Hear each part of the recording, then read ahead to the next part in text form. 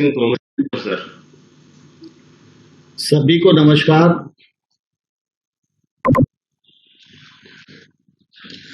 आज इस अवसर आप सबके मध्य उपस्थित होकर मैं बहुत ही प्रसन्नता का अनुभव कर रहा हूं। आज इस मौके को और गरिमा प्रदान करने के लिए हम सबके मध्य उपस्थित कर्नाटक राज्य के यशस्वी और लोकप्रिय चीफ मिनिस्टर माननीय श्री टी.एस. येदियुरप्पा जी, भारत सरकार के यशस्वी और लोकप्रिय कैबिनेट मंत्री, संसदीय कार्य, कोल एंड माइंस माननीय श्री प्रहलाद जोशी जी, डॉक्टर रोहन मल्का जी, श्री आर शंकर जी,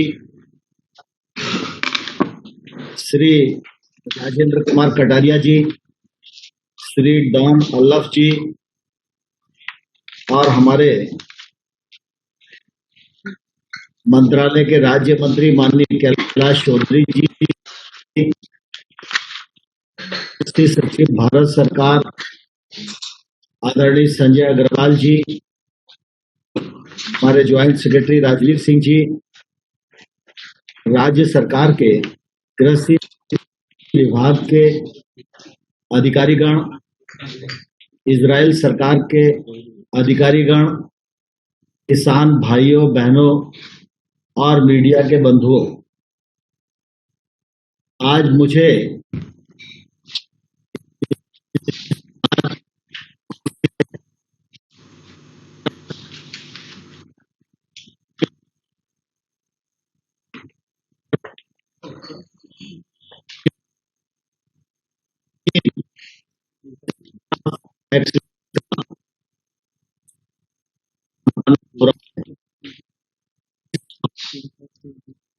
इजराइल सरकार को, कर्नाटक सरकार को और इससे संबंधित सभी किसानों को हृदयपूर्वक बहुत बहुत बधाई देता हूं, बहुत बहुत शुभकामनाएं देता हूं।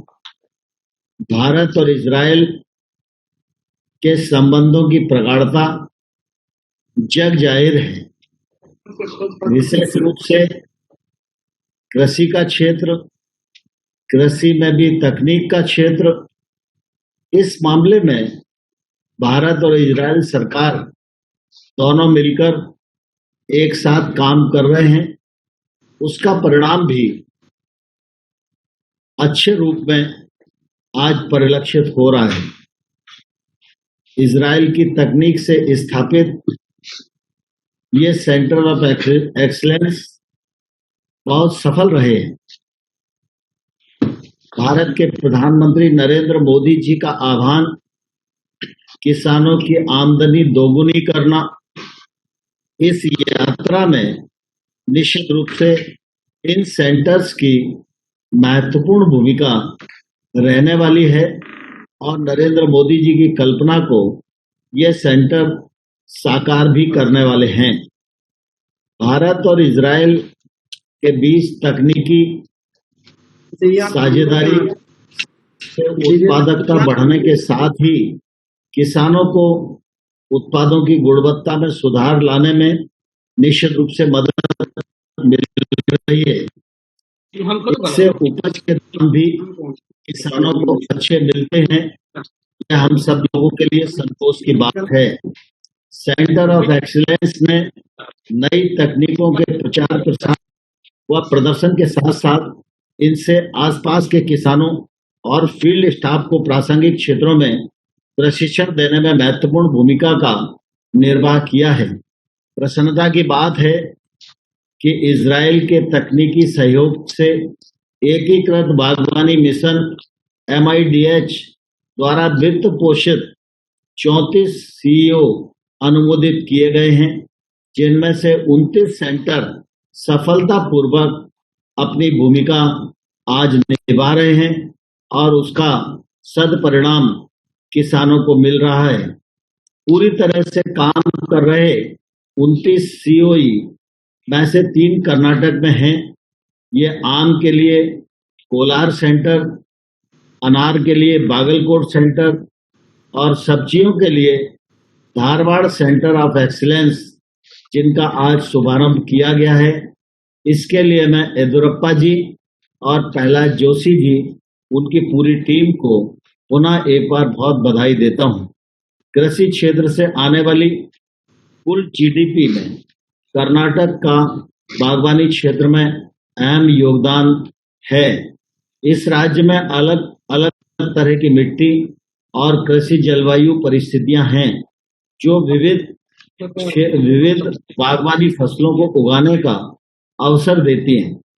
कर्नाटक में उगाई जाने वाली मुख्य फसलों में आम, अंगूर, अनार, नींबू, चीकू, अनानास, अंजीर, प्याज एवं अन्य कई फल सब्जियां शामिल हैं। आम, अनार तथा मौसमी सब्जियां बहुत ही लाभकारी फसलें हैं तथा इन फसलों में नवीनतम पद्धतियों का इस्तेमाल होना चाहिए।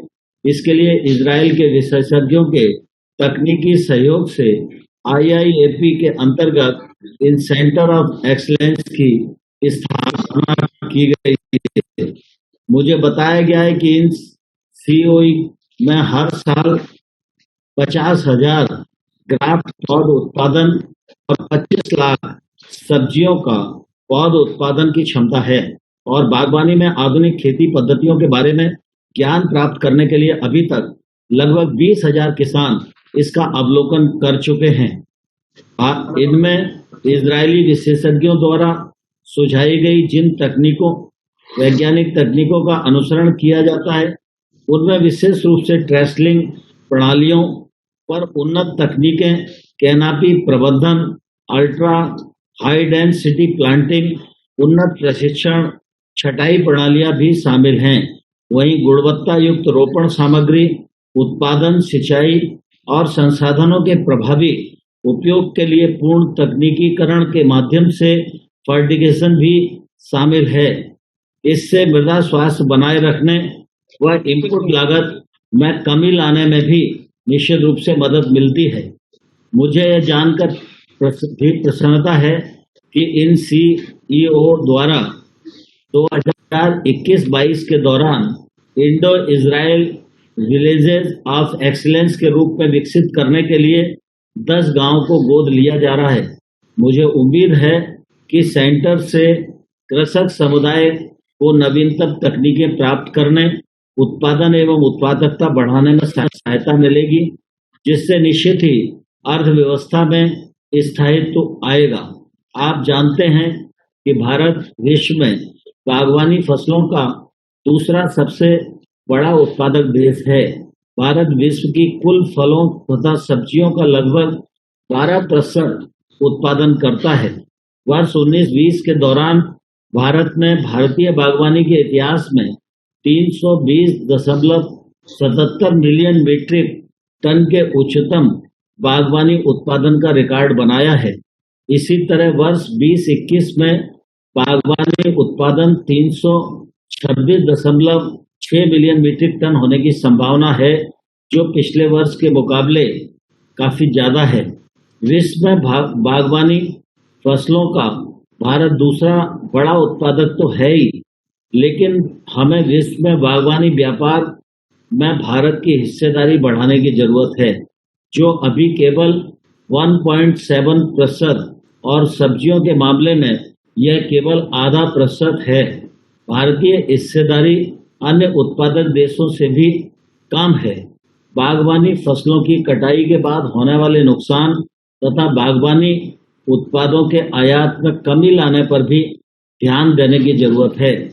इस दिशा में भारत सरकार ने अनेक उपाय किए हैं। आत्मनिर्भर भारत अभियान के अंतर्गत 1 लाख करोड़ रुपए के इंफ्रास्ट्रक्चर फंड तथा 10,000 FPO बनाने की महत्वाकांक्षी योजनाएं इस दिशा में विशेष रूप से उल्लेखनीय है। मैं कृषि मंत्रालय की ओर से इन सेंटर से जुड़े सभी किसानों, हितधारकों को बहुत बहुत बधाई देता हूं और कर्नाटक राज्य के मुख्यमंत्री माननीय येदुरप्पा साहब और माननीय प्रहलाद जोशी जी, उनकी समूची टीम, सांसदगण, विधायकगण, सभी अधिकारीगणों को अपनी तरफ से बहुत बहुत शुभकामनाएं और बधाई देता हूं। मुझे पूरा विश्वास है कि जिन 3 सेंटर का आज हम शुभारंभ कर रहे हैं, यह सफल होंगे, किसानों की आमदनी को बढ़ाने में कामयाब होंगे और कर्नाटक का भारत के जीडीपी में कृषि और बागवानी के क्षेत्र का योगदान और बढ़े, इस दिशा में कर्नाटक किसानों के परिश्रम के साथ मिलकर तेजी के साथ अग्रसर होगा। इस अवसर पर पुनः आप सबका बहुत बहुत अभिनंदन, आपको बहुत बहुत शुभकामनाएं। धन्यवाद। जय हिंद। बहुत बहुत धन्यवाद सर आपके मार्गदर्शन एवं प्रोत्साहन के लिए माननीय मंत्री जी। I on behalf of the team agriculture extend